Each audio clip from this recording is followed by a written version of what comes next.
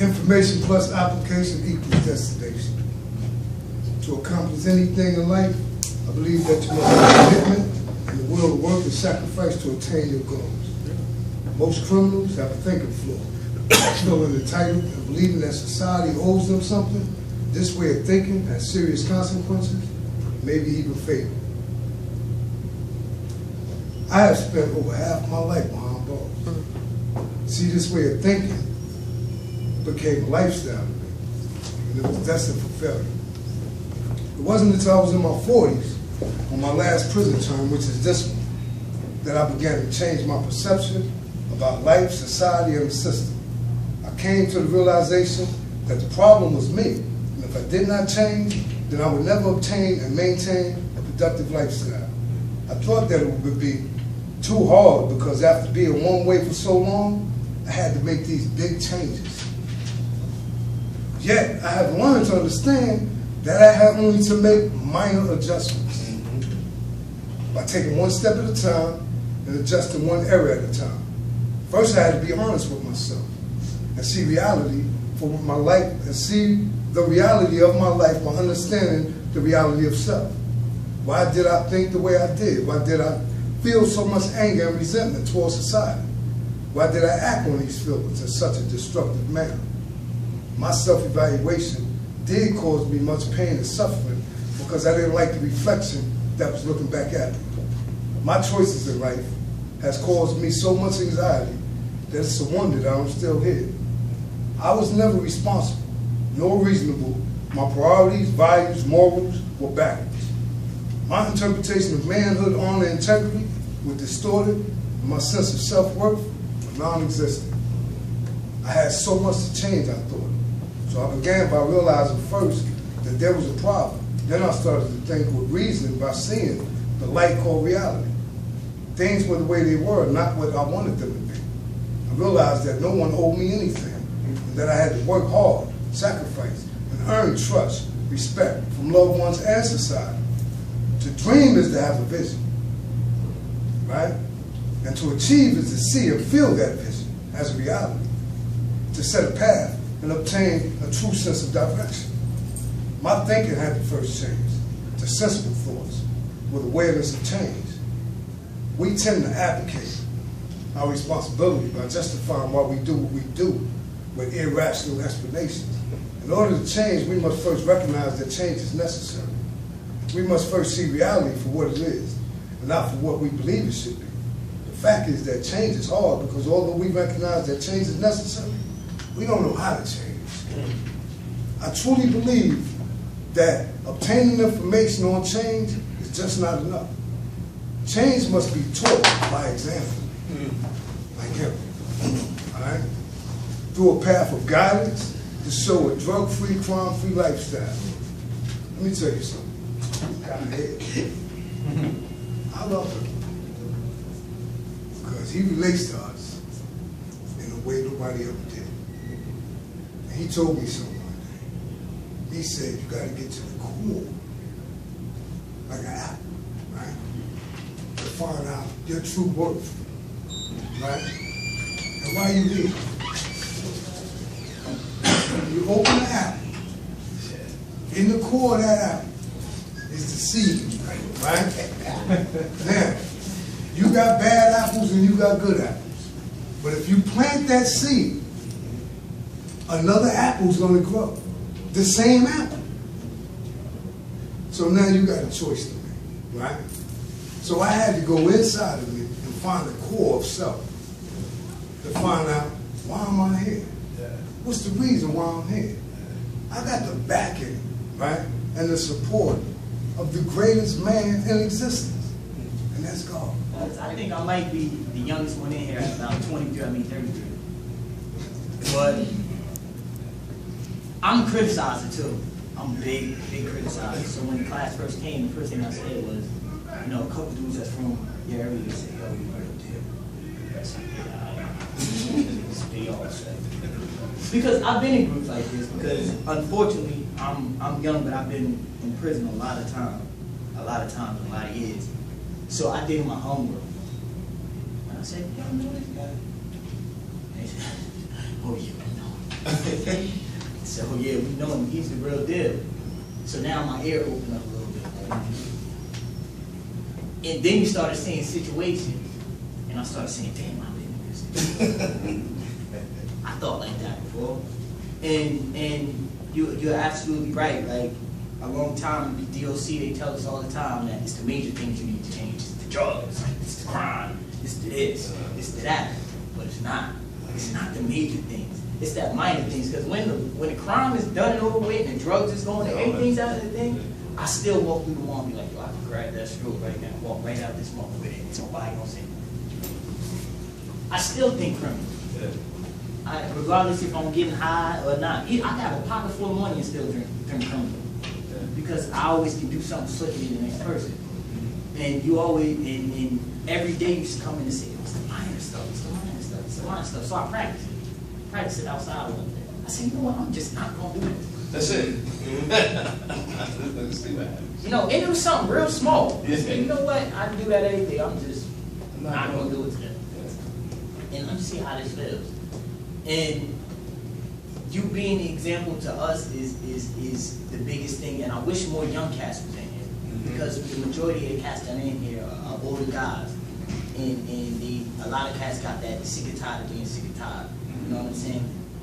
I want to grab the young ones, because the young ones think that they got to figure it out. They ain't been through the fire yet. Right. A lot of them, but some have, some that haven't been through the fire. And it's good to be able to talk to somebody that's been through the fire. You walk through I may not have walked your path, but you know which way I was going. You know where you was going. And I can't even walk in your shoes down. But I can walk the path you're going. And even if I can't walk your path, guess what? I know the direction. So I'm just gonna try to take this thing and just make them mine. Every day I'm gonna try to do something real small. Just like, you know what, I ain't gonna do that. And hopefully I can get the way you got. Because I want to do exactly what you're doing, but I want to do it with Christine. You can do it.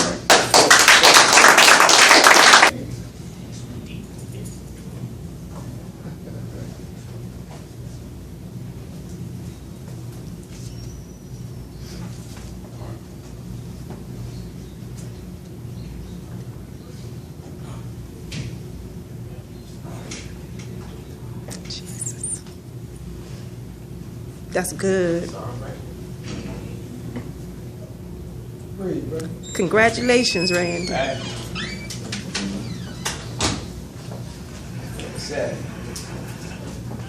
That's sad.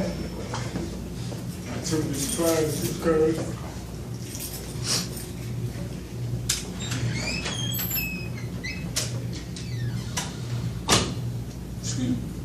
I took this class because from the time I was 10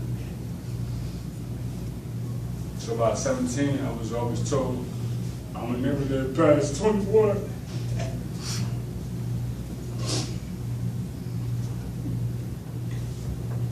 34 years old, I got 4 boys. Since I had my kids, I've never been away from them. So,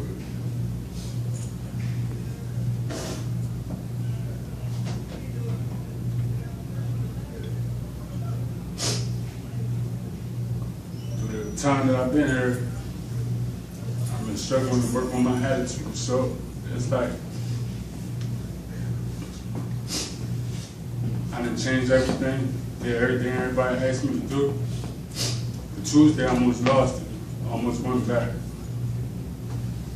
Only through the sake of Mr. Hayes telling me to think my adjustment. If it wasn't for Mr. Hayes telling me that, and his brother talk every Monday, I wouldn't be standing here right now.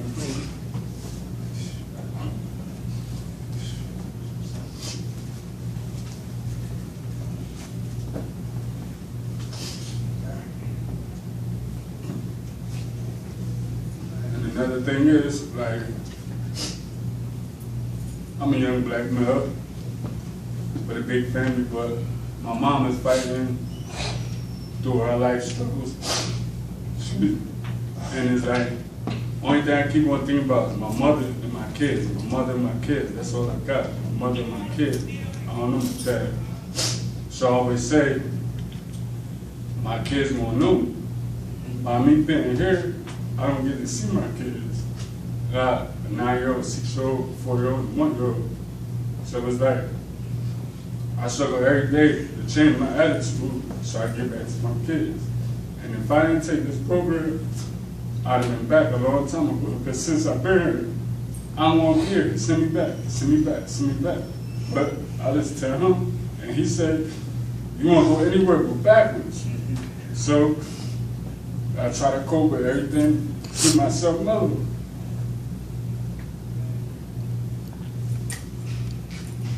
I just want to say thank you.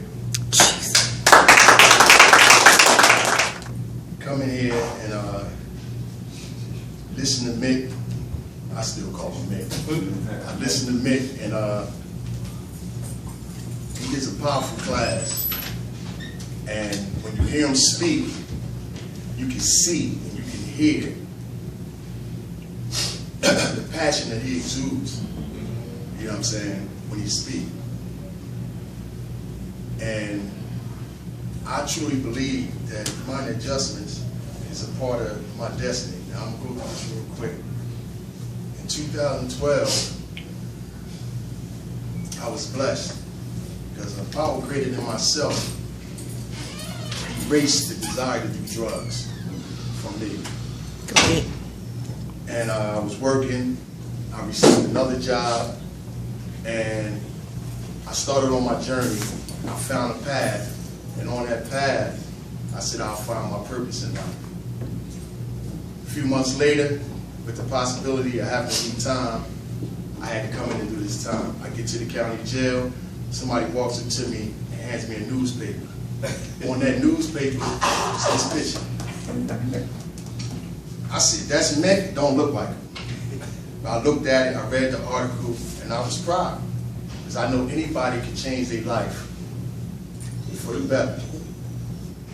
But it didn't have no impact at the time. So I leave the jail, go down prison. I said, I'm gonna stay focused. I have no family support. I don't have a support network. But I stay focused and I do some things. But the closer I got to possibly getting out, I start burdening myself, overburdening myself with worry. Well, what's going to happen when I get out? Where am I going to go? How is it going to happen? This, that, and the third.